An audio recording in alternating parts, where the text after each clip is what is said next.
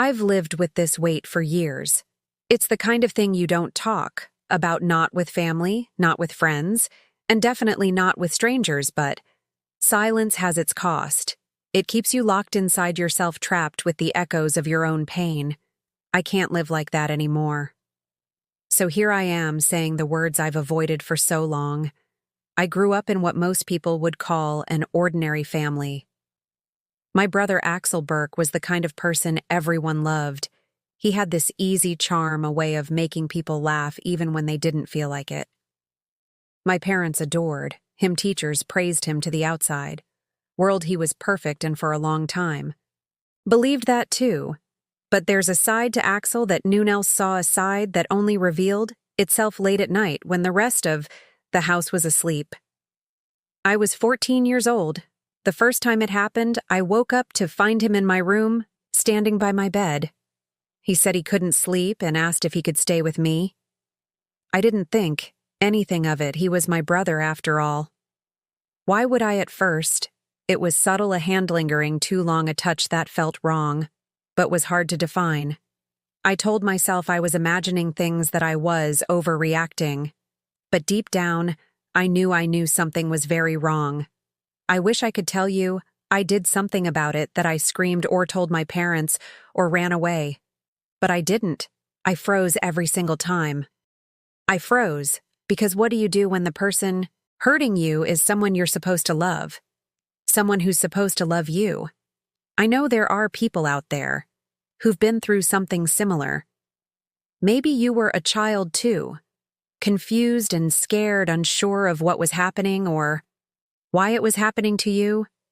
Maybe like me, you grew up carrying the weight of those experiences, unable to speak them aloud. If that's you, I want you to know you're not alone.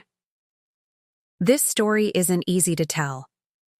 It's messy and painful and full of moments I wish I could forget, but it's my truth, and it's time I stopped running from it. So if you're here listening to this, I ask you to stay with me. Listen to what I have to say, because this isn't just about what happened to me, it's about what happens when we finally decide to face our past, no matter how dark it. Maybe if this story resonates with you, or you feel it could help someone else, please take a moment to like this video, share it with others, and subscribe to more stories like this. Your support means everything to me. As I continue to speak my truth. Axel Burke was always the golden child. You know the type, the one who could do no wrong. He was 2 years older than me, and everyone seemed to adore him. Me parents used to brag about his grades, his smile, the way he could charm anyone he met. Teachers loved him. Neighbors waved to him, and even strangers would stop to tell my mom what a polite young man he was from the outside. We looked like the perfect family. My dad worked long hours, but always made time for dinner at that table. My mom stayed home, keeping the house spotless and baking cookies that smelled like something out of a movie. We had birthday parties, family vacations, and matching Christmas sweaters. But looking back, now it's clear there were cracks beneath the surface. My dad had a temper. He never hit us, but the yell was enough to make you feel small, like you'd done something terribly wrong. Even when you hadn't, my mom would smooth things over, acting like everything was fine. But the tension never really left an Axel. Well, Axel knew how to stay out of trouble. He knew how to say the right thing, do the right thing. Be the kid my parents could be proud of. I worshipped him when I was little. He was my big brother, my protector, the person who taught me how to ride a bike and shared his Halloween candy with May. He made me laugh when I was sad and stood up for me when other kids at school were mean. I loved him. I trusted him. And for a long time, I thought he loved and protected me too. The first time, something felt wrong. I was about 7. We were playing hide and seek in the house, and I was hiding in the closet. In my parents' room, Axel found me, but instead of tagging me and running off, like he usually would, he sat down next to me. He told me it was our secret spot, that no one else would find us there.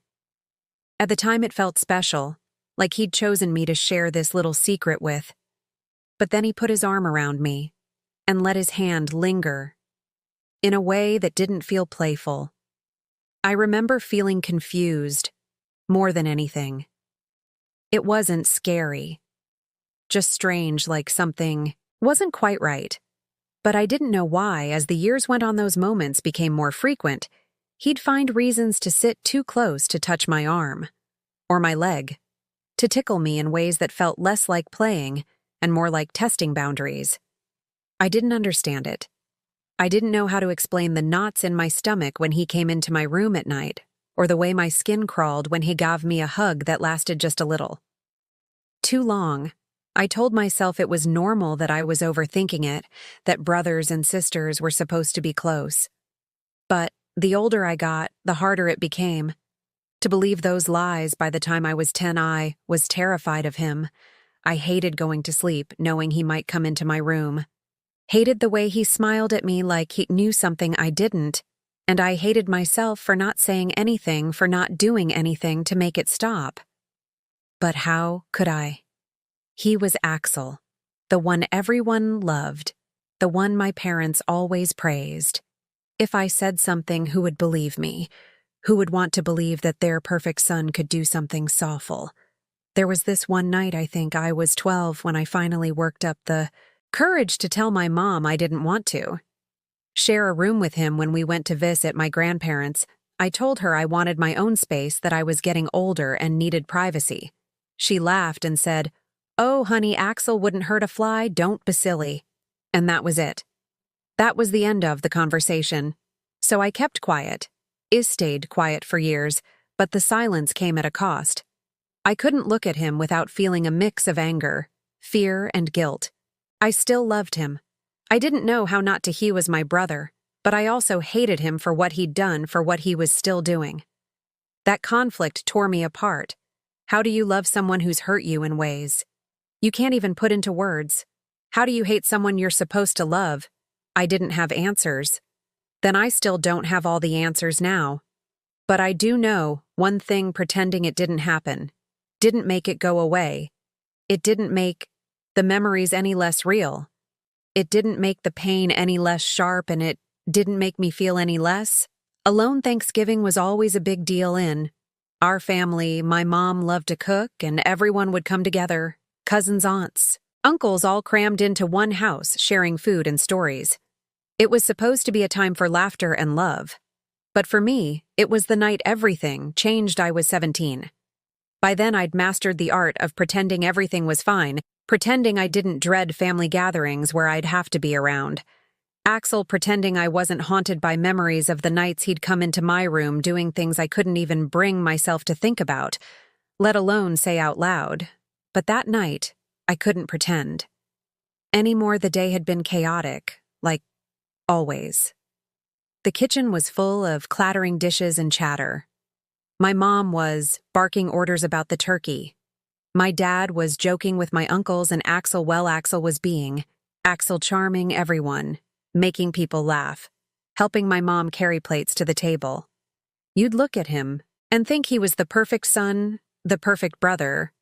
But I couldn't look at him without feeling sick. Dinner came and went.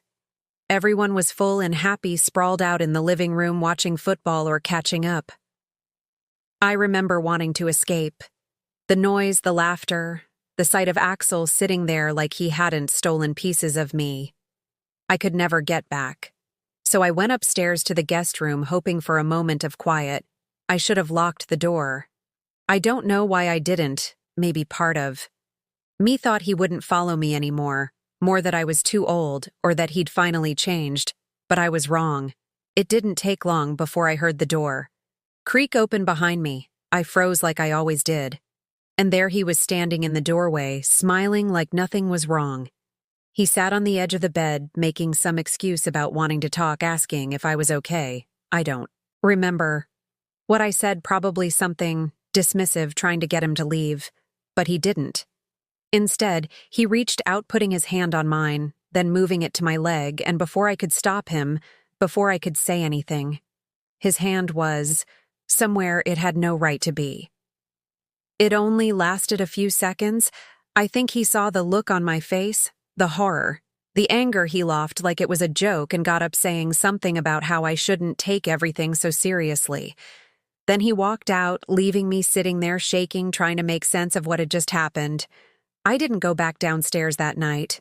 I stayed in that room staring at the wall, feeling dirty and broken, and so angry. Since that night, I've done everything I can to avoid him. I don't go to family gatherings unless I'm sure he won't be there. I've blocked his number, ignored his texts, and pretended not to see him when we cross paths in public. But no matter how far I run, he's always there in the back of my mind, and when Ito see him, I laugh. I don't know why. Maybe it's my way of pretending. It doesn't bother me of convincing myself that I'm over it. But I know he knows I see it in his eyes, the way he avoids looking at me for too long. The way he tries to act like everything is normal. He knows what he did, and he knows.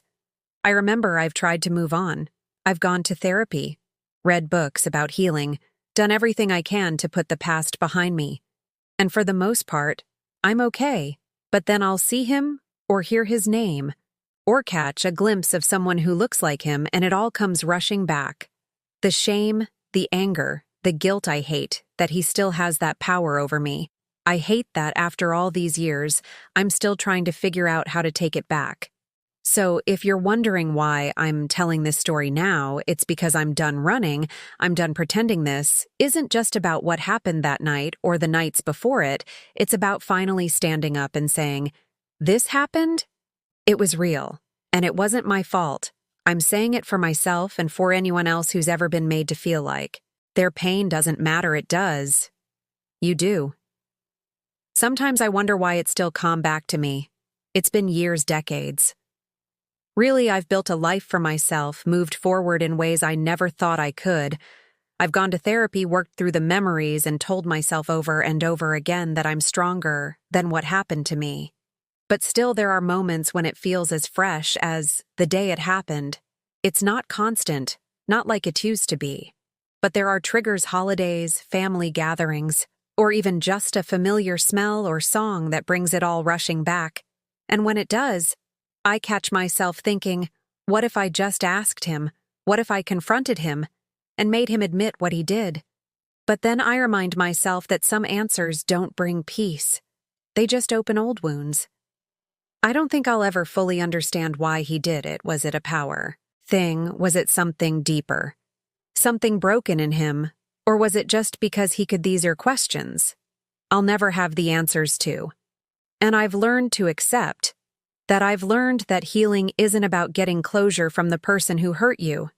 It's about finding it within yourself. And for me, that's meant taking back the narrative, choosing to speak, to own my story, instead of letting it own me. But even now when I see him, when we're in the same room at a wedding or a family event, I can't help but laugh, not because it's funny, but because it's the only way I know how to cope. It's this strange nervous habit, like my body's way of pretending everything is fine, and I can see it in his face.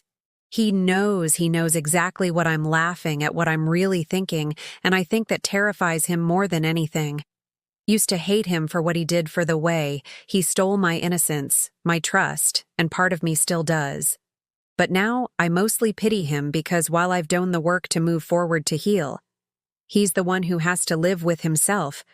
He's the one who has to carry the knowledge of what he did every single day. So to anyone watching this who's gone through something similar, know this: you're not alone, and your pain is valid, no matter how long ago it happened or how much you've tried to bury it. Healing isn't linear, it's messy, and it takes time, but it's possible, and it starts with acknowledging your truth, even when it's hard. And to my brother, if you're watching this, you know what you did? I've spent too many years wondering why, but I'm done letting those questions take up space in my mind. This isn't about you anymore. It's about me taking back my power. If you've made it this far, thank you for listening to my story. It's not easy to talk about, but I hope it helps someone out there feel a little less alone. If you can relate, or if you have thoughts about why these memories linger, I'd love to hear from you. Leave a comment and share your opinion. I'm genuinely curious, and if you think this story might help someone else, please like the video and share it. Healing starts with conversations like this, and I'm so grateful to have shared it with you. Thank you truly.